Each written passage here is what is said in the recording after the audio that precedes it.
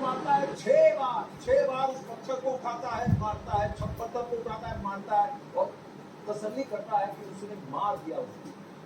मार के उसका हुलिया बदलने की कोशिश है या किस तरीके की हैवानियत है कि उसको मार रहा है। एक बार पूरे घटनाक्रम को जरा बताइए। और क्या उसका परिवार ये जानता है कि साहिल ने इस तरीके की निर्ममता को अंजाम दिया है, इस तरीके का बर्ताव किया है? क्या उसका परिवार ये जानता है कि साहिल इस तरीके का दरिंदा था? मैकेनिक है। 8:45 के आसपास का ये पूरा सीसीटीवी फुटेज है और सीसीटीवी फुटेज में साफ तौर पर दिख रहा है कि कैसे आरोपी हमलावर हैवान बन गया। उसने अपनी दोस्त को बहरा फुसलाकर उस जगह पर बुलाया था और वहां पर वो पहले से प्लान कर रहा था कि उसे क्या करना है और इसी मकसद से उसने अपने साथ में चाकू रखा था और जिस ताबड़तोड़ तरीके से उसने हमला किया वो खुद समझ नहीं पाएगी। वो एकदम से उसके ऊपर हमलावर हो जाएगा।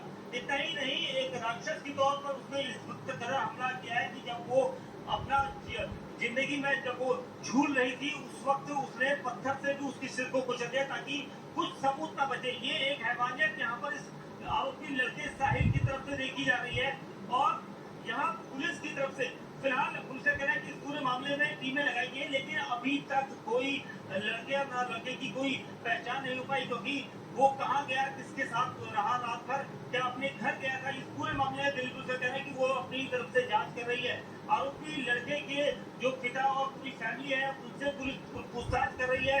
पता लगा रही है कि वो आरोपी लड़का क्या घर आया था और घर के बाद कहाँ गया, क्योंकि जब हमलावर ने इस पूरी वारदात को अंजाम दिया था तो बेखौफ होकर उसके तेवर दिख रहे थे।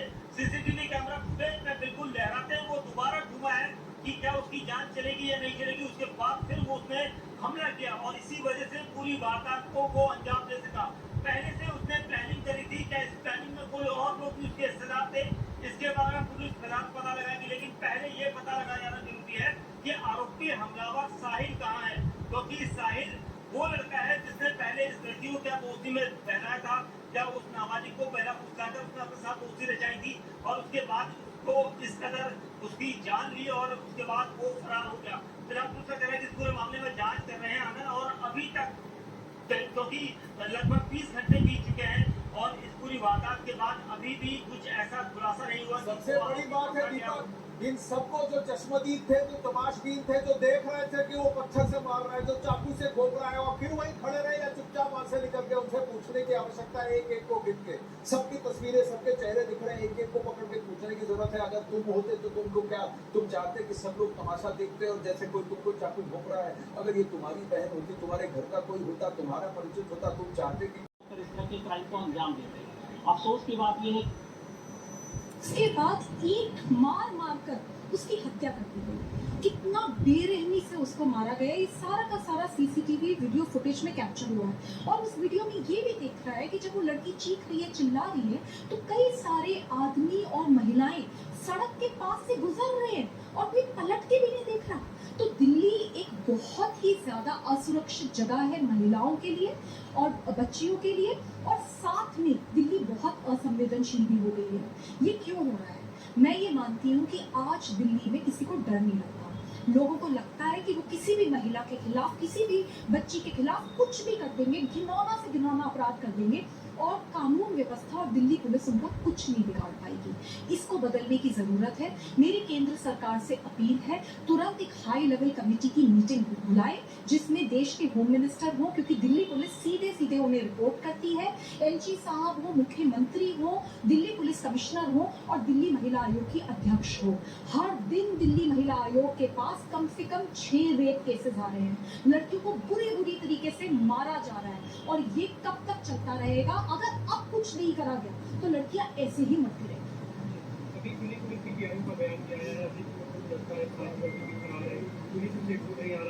आप आए दिन ऐसे मामलों को लेकर दिल्ली पुलिस को नोटिस कर दी है, लेकिन उसका कुछ असर होता दिखता नहीं है। क्या लगता है आपको कड़ी कदम उठाए जाने की जरूरत है? जिस दिन इस देश की पुलिस व्यवस्था सुधर जाए उस दिन किसी के अंदर हिम्मत नहीं होगी कि किसी भी लड़की या महिला के खिलाफ कुछ भी कर जाए। आज जो हो रहा है वो पूरा तरीके से एक लॉ एंड ऑर्डर का फेलियर दिल्ली में दर्शाता है और इसीलिए मेरी रिक्वेस्ट है कि एक हाई लेवल कमेटी होनी चाहिए। पहले अंजलि हुई, उसके बीच में और तब से लेकर अब तक पता नहीं कितनी लड़कियों के साथ किस तरीके के क्राइम्स हुए हैं। जब तक सरकार इसके ऊपर जगेगी नहीं, तब तक बच्चियां इसी तरीके से मरती रहेंगी। हम दिल्ली पुलिस को नोटिस इशू कर रहे हैं, लेकिन मुझे ऐसा लगता है कि पूरे व्यवस्था परिवर्तन की जरूरत है। हर हाल में सजाएं होनी चाहिए, तुरंत सजाएं होनी चाहिए, प्रोसेस द्वारा सजाएं होनी चाहिए और सबसे सख्त सजाएं होनी चाहिए, तब जाके क्रिमिनल्स में एक डर बैठेगा। प्रतीक में जल जागरूकता की भी जरूरत है, क्योंकि कई लोग वहाँ से गुजरते हुए दिख रहे हैं, किसी ने कुछ हिलचल भी किसी में दिखाई दे रही है, कोई बोल भी नहीं रहा कि क्या कर रहे हो तुम। जी मैं बिल्कुल मानती हूँ, एक बहुत असंवेदनशीलता हो गई है और लोगों के अंदर बहुत डर है। लोगों को ये लगता है कि अगर किसी की मदद कर दी तो पता नहीं उल्टा क्या हो जाएगा। लेकिन मैं इन लोगों से सिर्फ ये बात करना चाहती हूँ कि रात में सोते कैसे होंगे।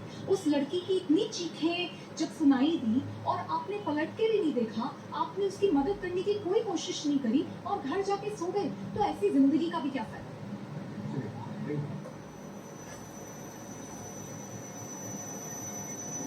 कांग्रेस प्रवक्ता राधिका खेड़ा जी इस वक्त हमारे साथ फोन लाइन पर जुड़ गई हैं। राधिका जी, जब आप ये फुटेज देखती हैं, जहन में क्या आता है? क्या लोगों की असंवेदनशीलता अब इतनी ज्यादा बढ़ गई है कि आने वाले वक्त में जब भी ऐसा क्राइम होगा, लोग राह चलते बस गुजर जाएंगे और कोई भी मदद नहीं करेगा? क्या ये बात आपको डराती है, झकझोरती है? देखिए नेहा जी, ये तो है ही कि लोग मदद करने नहीं आए। चाहे ये केस है, चाहे इससे पहले जो वो लड़की को घसीटते हुए गाड़ी ले जा रही थी, तब भी किसी ने नहीं आके मदद करी। लेकिन ये बात भी देखने की बहुत जरूरत है कि बार बार ऐसे क्राइम करने वालों को बढ़ावा कहाँ से मिल रहा है। अभी मैं स्वाति मालीवाल जी को सुन रही थी, बहुत आसानी से वो कह देती है दिल्ली असुरक्षित है, ये है वो है। आम आदमी पार्टी तो धरने में बैठी थी, पूरे दिल्ली में उन्होंने बड़े बड़े आंदोलन करे थे, तिरंगा लेके पूरे कनॉट प्लेस में घूमे थे, कहा था कि जब निर्भया का रेप केस हुआ था तब कहा था do we need such a helpless CM. आज अगर आप बात करेंगे तो आसानी से केजरीवाल साहब और इनकी पूरी सरकार कह देती है हमारा कोई जिम्मेदारी नहीं है, पुलिस हमारे पास नहीं है। दिल्ली तक रही केंद्र सरकार की बात, उनसे तो जी कोई उम्मीद ही नहीं है। कल देख लिया किस तरीके से जो बेटियां अपना हक और न्याय मांग रही थी और कैसे आरोपी को बचाने के लिए बार बार, चाहे रेखलस के साथ बदतमीजी हो, चाहे इनके विधायक का बेटा हो जिसने अंकिता को मार दिया उत्तराखंड में, तो ये तो साथ साथ मिले हैं ए और बी की टीम में। तो इसी वजह से जो लोग हैं जो ये क्राइम करते हैं उनको बढ़ावा मिलता है, उनको पता है कि सरकार। राधिका, बहुत बहुत शुक्रिया इस तमाम जानकारी के लिए आपका। वक्त एक छोटे से ब्रेक का चला, देखते रहिए। ये दरिंदा और उसका फादर, उसका पिता दोनों गायब हैं। तो क्या परिवार को पता था इसने क्या किया है? क्या परिवार इसकी जान बचाने में लगा है? अब लेकिन बिल्कुल अगर कुछ भी हो सकता है, क्योंकि जिस तरीके से आरोपी साहिल वारदात को अंजाम देकर निकला और उसके बाद उसके परिजनों को पता लगा, तो वो वाकई में उसे वहां से कहीं ना कहीं लेकर गए हैं। और इसी वजह से जो उसका पिता सरफराज है, उसका भी अभी तक पता नहीं चल पाया। तो इसका मतलब साफ है कि कहीं ना कहीं आरोपी को बचाने की यहाँ पर कोशिश की गई है या पुलिस से बचने की कोशिश की गई है, और इसी वजह से पूरा परिवार यहाँ पर फरार है। लेकिन पुलिस का कहना है कि कहीं भी जाए उन्हें पकड़ना, उनको पकड़ना, जल्द से जल्द पकड़ना जरूरी है। और इसी वजह से कहीं बाहर ना भाग जाए दिल्ली छोड़कर। इसी वजह से टीमें जो है कई जगह पर ऐसी जगह है जहाँ पर मुखबिरों की सहायता ली जा रही है, क्योंकि आरोपी ने जिस पूरे कृत्य को अंजाम दिया है, एक दोस्त को दगाबाज करते हुए, और उसने पूरा हमला किया है, पूरे हमले को अंजाम दिया है। हैरानियत की हद है। इसके लिए किसी तरह की कोई सिंपैथी नहीं है। दोस्त हो, धोखा हो, कुछ भी हो, इसको कोई इजाजत नहीं देता कि आप किसी की इतनी निर्ममता से हत्या करें। दीपक, दिल्ली पुलिस का क्या कहना है? कौन ऑफिसर्स हैं जो कि इसकी आप शिनाख्त कर रहे हैं, जिसकी इन्वेस्टिगेशन कर रहे हैं? क्या कोई सीनियर ऑफिसर इस पे लगा हुआ है? इसको कहाँ पर सर्च किया जा रहा है? कितनी सीसीटीवी इसको खंगाला जा रहा है? 12 घंटे से ऊपर तो हो ही चुके हैं। बिल्कुल आनंद जी, देखिए पूरे महकमे में ये खबर हो चुकी है। पुलिस महकमा जो है, अधिकारी, उच्च अधिकारी, जॉइंट सेक्रेटरी लेवल के अधिकारी, स्पेशल सीपी लेवल के अधिकारी जो लगातार मॉनिटर कर रहे हैं कि क्या स्टेटस है, क्योंकि अभी तक आरोपी का कोई पता नहीं लग पाया है। ऐसे खूंखार आतंक जो अपना रात भर उसने अपना आतंक बनाया था, उसको पकड़ना बहुत जरूरी है। कहीं वो उस पर उसका जो खून सवार था वो किसी और पर भी हमला न करते, इसको लेकर भी पुलिस को चिंता है। वही साथ ही उसके जो जानकार थे, जितने भी लोग आरोपी साहिल के संपर्क में थे, उन सभी को यहाँ पर हिरासत में लेने की कोशिश पुलिस कर रही है, क्योंकि जो उसके घर के लोग होंगे वो बताएंगे कि आखिर आरोपी हमलावर घर कितने बजे आया था, और आया था तो कितने बजे आया था, अगर नहीं आया था तो किसने उसे प्रोटेक्ट किया, कौन लोग उसको लेकर फरार हुए हैं, ये सारी जानकारी यहाँ पर लोग वहाँ खड़े होकर देख रहे हैं। मैं जितनी बार इन तस्वीरों को देख रहा हूँ, मुझे एक नया पहलू दिखता है। लोग वहाँ खड़े होकर देख रहे हैं। ये हरी टी शर्ट में एक, उसके बाद एक लाल टी शर्ट में व्यक्ति हर देख रहा है कि कैसे मार रहा है, वो देख रहे हैं कैसे मार रहा है वो ये नहीं कर रहे हैं कि मैं जाके इसको रोकूंगा और इसको मारूंगा और इसको हटाऊंगा वहां से। ऐसी हैवानियत को वहां अंजाम देने नहीं दूंगा। ये किसी में नहीं है। औरतें भी जा रही हैं, बच्चे भी जा रहे हैं, उस तरफ भी लोग खड़े हुए हैं, यहाँ खड़े हुए हैं, पूरा समाज तमाशा देख रहा है, तमाशा। अब बताया जा रहा है कि आरोपी साहिल पहले से लड़की को जानता था, दोनों के बीच दोस्ती भी थी। दीपक बिष्ट इसकी बात कर चुके हैं और एक्यूज्ड है उसको भी आइडेंटिफाई कर दिया गया है और जल्द ही हम उसको गिरफ्तार करने में कामयाब होंगे। अभी एक्टिव इन्वेस्टिगेशन में और इसके ऊपर अभी कमेंट करना उचित नहीं होगा, तो यही कह सकते हैं कि एक्टिव अभी एक्यूज आइडेंटिफाइड है और उसको अरेस्ट भी हम जल्दी करेंगे।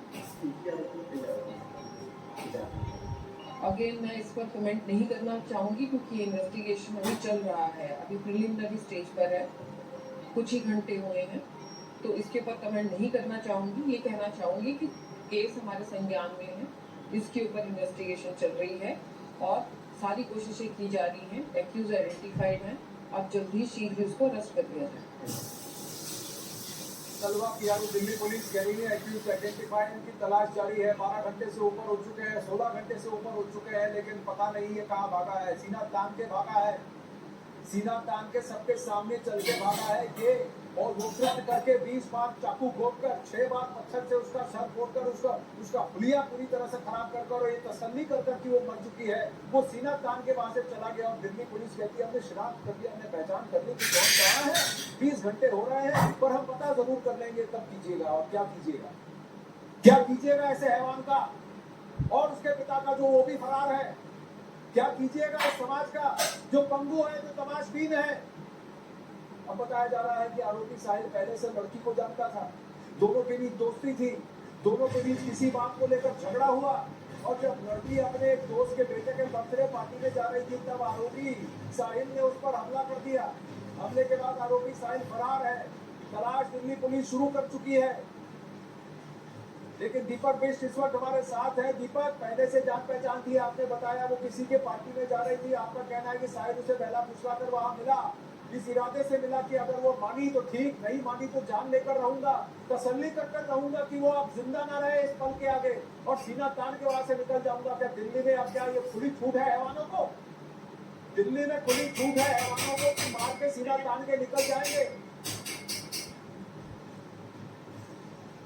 बिल्कुल आनंद, देखिए जिस तरह से उसने पूरी प्लानिंग करी थी, इसका मतलब साफ है कि वो घर से ही सोच कर आया था कि उसे उस नाबालिग के ऊपर हमला करना और ताबड़तोड़ हमला करना, और जिस तरीके से वो दरिंदगी दिखा रहा था उससे साफ है कि वो पूरा मन बनाया कर आया था कि उसने क्या करना है, और इसी वजह से अब उसका परिवार भी वहां तक खड़ा है, यानी परिवार को भी इसकी पूरी जानकारी रही होगी कि वो क्या करने जा रहा है। और इसी के साथ ही जो लोग वहां पर थे, क्योंकि जिस वक्त लड़की वहां पर आई है रात को 8:30 बजे के आसपास, तो उसके बाद से दोनों के बीच में झगड़ा हुआ है, तो नहीं लोगों ने उस वक्त झगड़े को रोकने की कोशिश की। जब उसने हमला किया है तो उसके बाद ताबड़तोड़ चाकू मारते हुए लोगों ने देखा है, लेकिन वो लोग जो कई बातें बनाने के लिए बिल्कुल तैयार हो जाएंगे, लेकिन कोई बचाने के लिए वहां पर नहीं आया, और इसी वजह से आरोपी हमलावर पूरी बात को जितने सीसीटीवी में दिख रहे हैं दीपक, एक एक को पकड़ के पूछने की जरूरत है। अगर तुम वहां होते तो क्या तुम यही चाहते कि लोग तुम्हारा तमाशा देखते, तुम्हारे ऊपर चाकू चल रहे होंगे, पत्थर गिर रहे होंगे, लोग तमाशा देखे, तुम चाहोगे यही हो?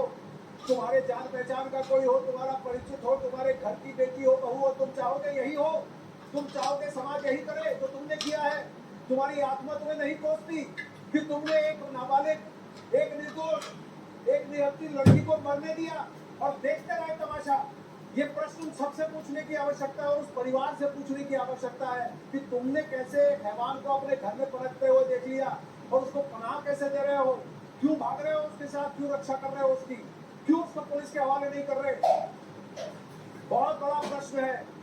विचलित करने वाली ये तस्वीरें हैं, लेकिन झकझोर कर रख देती है, आत्मा रूह कांप जाती है। मैं दर्शकों से पूछना चाहूंगा, क्या हम और आप ऐसे ही हैं या हम इससे बेहतर हैं?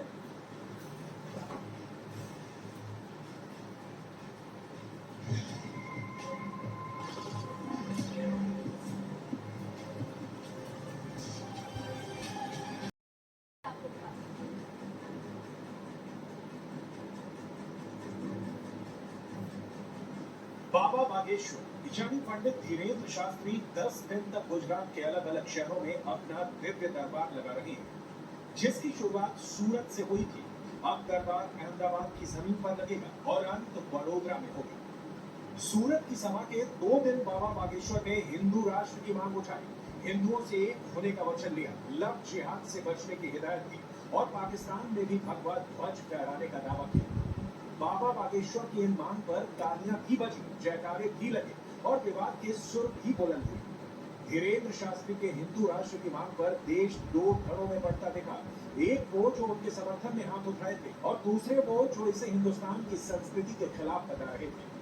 समाजवादी पार्टी से सांसद शफीकुर रहमान वर्क ने इस मांग का विरोध किया और इसे लोकतंत्र के खिलाफ बताया। ये ख्वाब है उनका, न बना है, न बनेगा, न इस वक्त बनेगा, न आइंदा बनेगा। कहना है कि हिंदू राष्ट्र हिंदुस्तान का है और रहेगा। नहीं, ये कभी नहीं होगा। यहाँ डेमोक्रेसी है, जमहूरियत है, प्रजातंत्र है और ये देश एकता से जुड़ा हुआ है। तो इसलिए इस देश की तरक्की इसलिए की हुई है कि ये नफरत फैला रखी है हिंदू मुस्लिम की। जब तक की नफरत दूर नहीं होगी तब तक देश तरक्की नहीं करेगा। शफीकुर रहमान का दावा है कि ये सोच महज सोच ही रह जाएगी, इससे ज्यादा कुछ भी नहीं। वहीं कांग्रेस नेता प्रणब झा इसे मुद्दों को भटकाने वाला बयान बता रहे हैं। उनकी सोच से हिंदू राष्ट्र की बजाय अगर महंगाई, बेरोजगारी जैसी परेशानियों को दूर किया जाए तो वो ज्यादा बेहतर होगा। बेरोजगारी, महंगाई है, आर्थिक असमानता है, सामाजिक सौहार्द की कमी है, ये समस्या है। और इस समस्याओं के बारे में बात हो, इस समस्याओं से निपटने की कि क्या तरीके हो सकते हैं, उस पर कारगर काम हो। कोई भी व्यक्ति अगर इससे बहस को उतर ले जाता है, कहीं और ले जाता है, तो वो सरकार की मदद कर रहा है, वो जनता के खिलाफ बात कर रहा है। वहीं केरल के राज्यपाल आरिफ मोहम्मद खान से जब हिंदू राष्ट्र पर सवाल किया गया तो उन्होंने इसे बाबा बागेश्वर के मन की संतुष्टि बता दिया और कहा कि अगर उन्हें ये कहने से संतुष्टि मिलती है तो मिल ले। अपना समय बर्बाद कर रहे, अपने बच्चों को, अपने समाज को पसंद आइए। अगर किसी को किसी चीज में मानसिक संतुष्टि मिल रही है उसको डिप्राइव मत करिए। उसको थोड़ी देर के लिए आनंद आ रहा है, उसको करने दीजिए, बजाय बुलाते करने दीजिए, लेकिन व्यापक रूप से साइंटिफिक टेंशन पैदा। धीरेन्द्र शास्त्री के गुजरात के 4 शहरों में 7 जून तक कार्यक्रम होने हैं। सूरत के बाद वो अहमदाबाद, राजकोट और वडोदरा में दरबार लगाएंगे। अहमदाबाद में 29 और 30 मई को दरबार लगेगा। 1 और 2 जून को राजकोट में और 3 से 7 जून तक वडोदरा में रहेगा। प्रदेश का number 1 news channel news 18 India और मैं हूं आपके साथ अनुपमा झा। एक ऐसा शख्स, एक ऐसा नाम जिसकी चर्चा लगातार जोरों शोरों से की जा रही है, जिनके बयानों के बारे में लगातार लोग चर्चा कर रहे हैं। हम बात कर रहे हैं बागेश्वर धाम के बाबा धीरेन्द्र शास्त्री की। जी हाँ, आज बागेश्वर धाम के धीरेन्द्र शास्त्री की चर्चा इसीलिए हो रही है क्योंकि मेरे पीछे की दरअसल जो आप तस्वीरें देख पा रहे हैं, उमिया मंदिर ये है जहाँ पर अब से कुछ ही देर बाद पहुंचेंगे धीरेन्द्र शास्त्री और यहीं पर माता के दरबार में हाजिरी लगाएंगे। उनके भक्त जो है वो यहाँ पर लगातार पहुंच रही है, उनकी भक्तों से वो बातचीत करेंगे। लेकिन यहाँ पर पहुंचे उससे पहले की अगर हम बातचीत करें, देखिए कल धीरेन्द्र शास्त्री ने सूरत में एक बड़े कार्यक्रम को आयोजित किया था जहाँ पर उन्होंने तमाम भक्तों से बातचीत की, अपनी धीरेन्द्र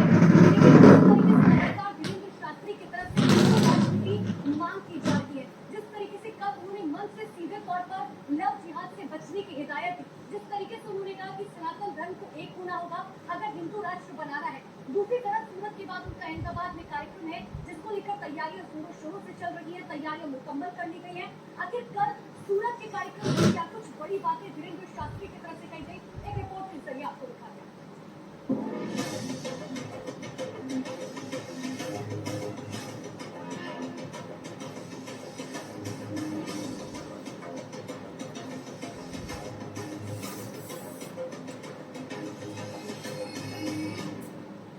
गुजरात के सूरत में 2 दिन तक बाबा बागेश्वर का दरबार सजा। लाखों का मजमा बाबा के दर्शन के लिए पहुंचा। रात से लेकर सुबह तक होटल के बाहर धीरेन्द्र शास्त्री की एक झलक पाने के लिए हजारों लोग कतार लगाए खड़े रहे। बाबा को सुनने का जुनून ऐसा कि लाखों लोगों की क्षमता वाला पंडाल भी कम पड़ने लगा। सूरत में दूसरे दिन लगे दिव्य दरबार में धीरेन्द्र शास्त्री ने लोगों से वचन दिया कि उन्हें दान नहीं, सनातन की सुरक्षा के लिए हिंदू राष्ट्र दे दो, उन्हें सिर्फ उसकी ही चाह है। हमको अगर तुम्हें दान देना ही है तो सूरत के पागलों, जब जब हिंदू की बात आवे अपने घर से बाहर निकल करके हमारा साथ दे।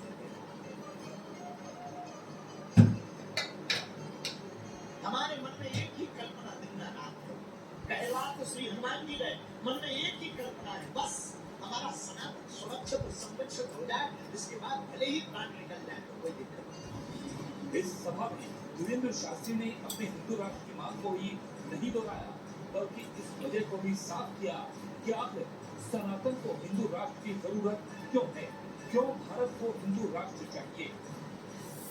आपको तांत्रिकों के चक्कर में न पड़ना पड़े। हम चाहते हैं आपकी रामचरितमानस को कोई ना उखाड़े। हम चाहते हैं कि हमारी बेटियों को लव जिहाद के चक्कर में न पड़ना पड़े। इसलिए भारत को हिंदुस्तान की आवश्यकता है। अपनी हर सभा में धीरेन्द्र शास्त्री ने हिंदुओं से एक होने की अपील की, फिर चाहे वो महाराष्ट्र हो, बिहार हो या फिर मध्य प्रदेश का दरबार। धीरेन्द्र शास्त्री ने यही दोहराया है, लेकिन सूरत की सभा में उन्होंने दावा कर दिया कि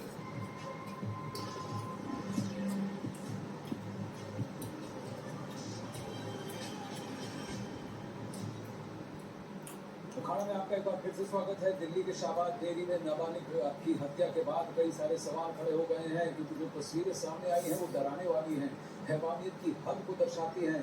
जिस तरह से लड़की की हत्या की गई उसने इंसानियत पर सवाल खड़े कर दिए हैं। लवीना इस वक्त हमारे साथ जुड़ गई है। लवीना, बताया जा रहा है कि साहिल जो हत्यारा है, आरोपी है, और उसका पिता सरफराज दोनों फरार हैं। आनंद, यही कारण है कि इन आरोपियों को बार बार इसी तरीके से लगता है कि क्राइम करना और इतनी बड़ी वारदात को अंजाम देना कोई ऐसी बात नहीं है, मैं अपना फोन स्विच ऑफ कर दूंगा, मैं यहाँ से भाग जाऊंगा, पुलिस मुझे पकड़ती रहेगी। और इतनी विध्वंस घटना को एक बार नहीं, दिल्ली में बार बार हमने अंजाम देते हुए देखा है। कितनी बार हम इसी तरीके की खबरें पढ़ते रहेंगे। और इस नाबालिग की आनंद एक हत्या नहीं हुई, 2 हत्या हुई है। एक हत्या जरूर साहिल ने की है, इस आरोपी ने की है, लेकिन दूसरी हत्या उस समाज ने भी की है, उन लोगों ने भी की है जो वहाँ से गुजर रहे थे। हो सकता था कि उसकी जान बचाई जा सकती थी, क्योंकि ऐसा नहीं था कि उसके पास कोई बंदूक थी, अगर कोई वहाँ पर आता तो फायर कर देता। वो चाकू से पहले हमला करता है, उसके बाद वो इस बात की तसल्ली करता है, सुनिश्चित करता है कि सिर्फ यही है कि समाज का इतना भीरू हो गया है। जिस तरह से आरोपी ने बेखौफ होकर हत्या की, सवाल उठ रहे हैं। दिल्ली में नाबालिग की हत्या का जिम्मेदार आखिर कौन है?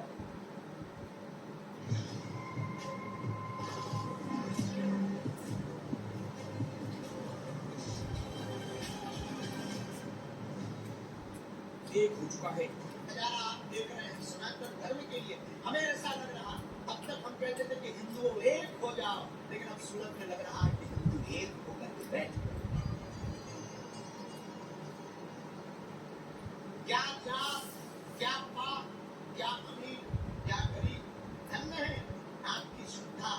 हम तो गदगद हैं और सूरत का यह ऋण कभी नहीं चुकाएंगे।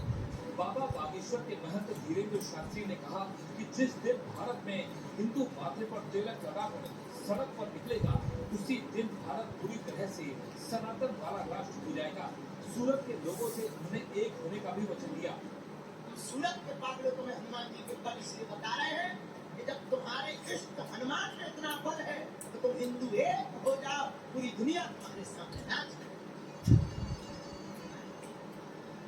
क्योंकि अब भगवान कृष्ण की बंसी वाली कथा से ज्यादा काम नहीं होना है, अब तो वीर बजरंगबली की मुक्तक से काम होना है। क्यों?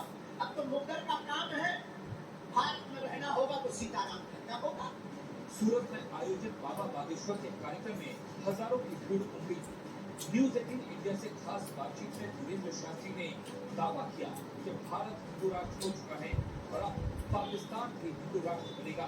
क्या लगता है कब तक भारत जो हिंदू राष्ट्र बन जाएगा? सर, आप लोग लगातार ये कह रहे हैं कि एक वक्त जो है वो एक शख्स होता है कि अपना वक्त है।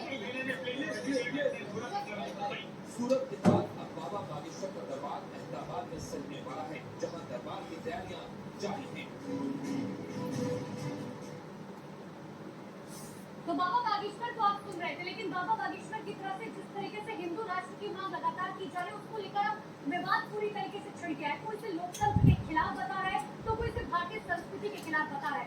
इन सब के बीच में अब राजनीति भी जमकर हो रही है। दरअसल कांग्रेस नेता और समाजवादी पार्टी के तमाम बड़े नेताओं की तरफ से इस पूरे बयान को माहौल खराब करने की कोशिश वाला बताया गया और इस पर सख्त से सख्त एक्शन लेने की मांग की गई। एक रिपोर्ट आपको